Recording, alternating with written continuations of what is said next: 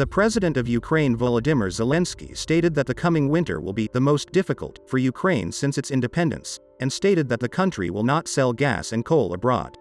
All domestic production will be directed toward the needs of Ukrainian citizens.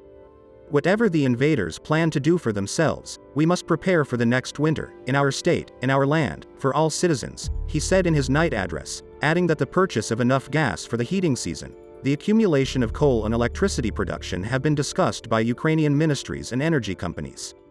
In the current situation caused by Russian aggression, this will indeed be the toughest winter in all the years of independence, Zelensky said.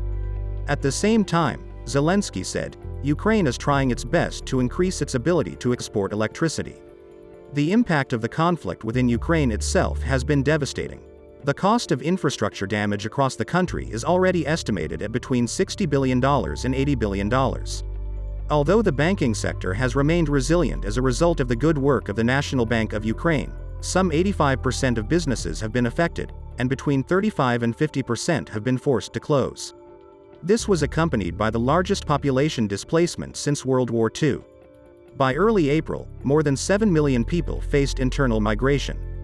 The terrible human cost of the conflict had a financial impact. Tax revenues have fallen sharply, resulting in an unsustainable budget deficit. By April, Ukraine's budget deficit was between $4 billion and $6 billion a month, or about 4% of its gross domestic product. The deteriorating fiscal situation is accompanied by a significant external deficit, which in the short term is covered by loans from international financial institutions. The estimates of the probable contraction of the economy during 2022 vary, based on assumptions about the duration of the conflict.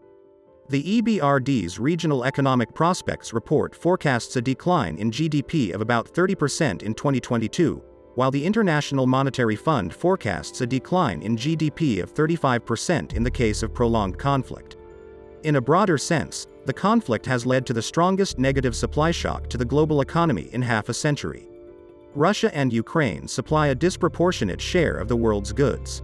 As a result, the prices of food, hydrocarbons, and metals have risen sharply in anticipation of reduced supply.